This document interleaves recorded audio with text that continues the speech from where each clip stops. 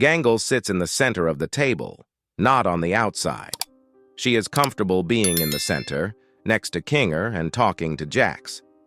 She doesn't seem socially concerned enough to sit on the outer edges of the table. From this point on, I pointed out the important details of the show in order from the beginning of the show to the end of the show, and nothing remarkable happens at the table except that Gangle has a gray tear.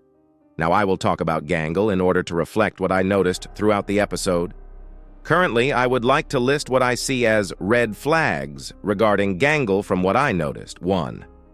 Gangle does not flinch at the first appearance of Kaufmo. She has a relaxed posture when he actively attacks Queen Gloinkov. This relatively relaxed behavior changes when Gangle asks Jax what's happening. 2. The colors of Gangle's tears do not seem to match the situations she reacts to, because sometimes they change color depending on the movement. Sometimes she has tears when it doesn't make sense for her to react to something, sadly.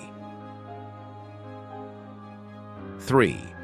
Her facial expression at the door shows that she is hysterically laughing at someone in a cruel manner. 4.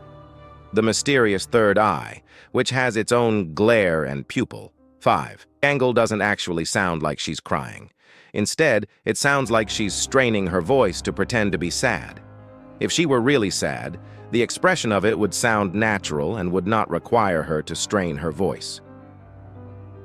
6. She looked consistently happy in the introduction until her mask fell off, and now she continues to look constantly sad, and we don't really know if this current mask is Gangle's face or not. In one of my oldest posts about the Amazing Digital Circus, I listed all the reasons that I understood were obvious signs that Regatta would be the villain. This analytical post about Gangle was much shorter than the post for Zubul, because although Gangle is the most outwardly expressive, for some unknown reason Gangle is harder to probe for useful information, because I don't know if Gangle sincerely expresses what she does, as well as when there are signs of her reaction to specific things.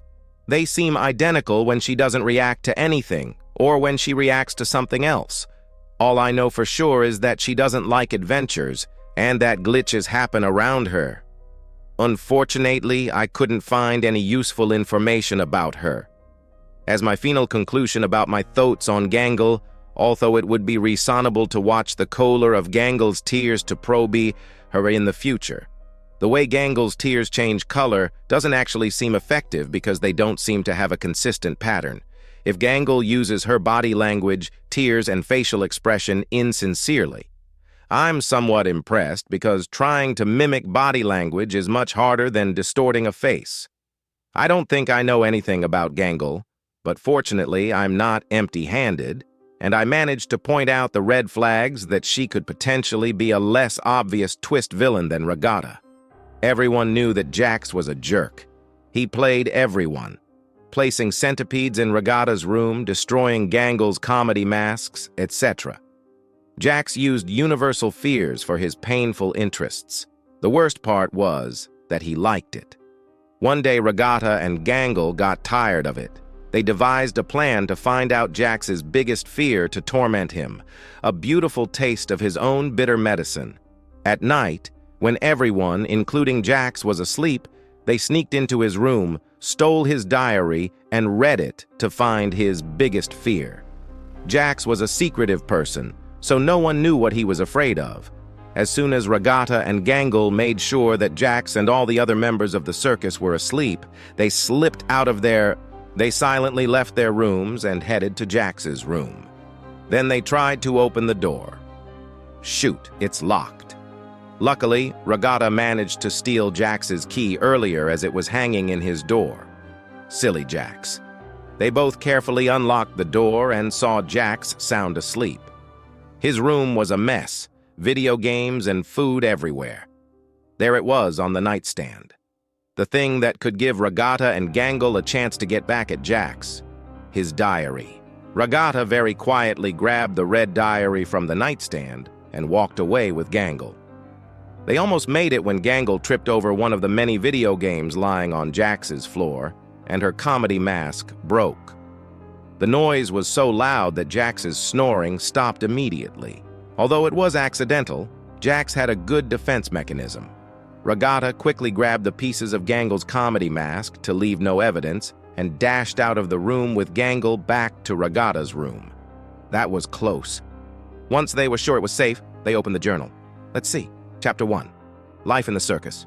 No. Chapter 2. Pranks. No. Aha. Chapter 3. Folk fears, including mine. Regatta and Gangle quickly turned to Chapter 3. They could see everyone's biggest fears. Regatta, centipedes, Gangle. Hated for loving anime, remember, stuck without an exit. But they didn't care about that.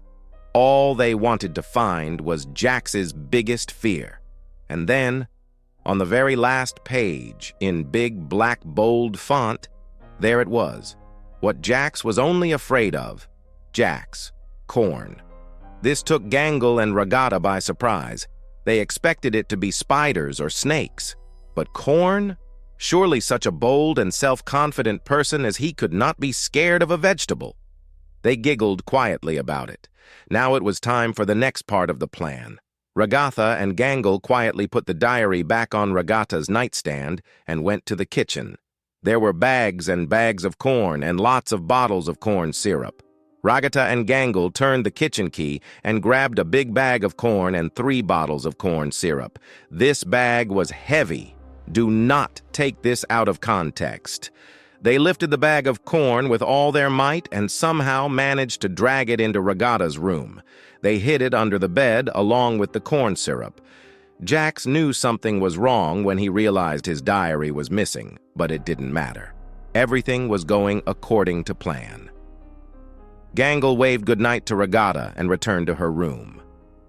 At exactly 8 a.m., the sounds of alarms filled the dormitory hall. Knock, knock, knock.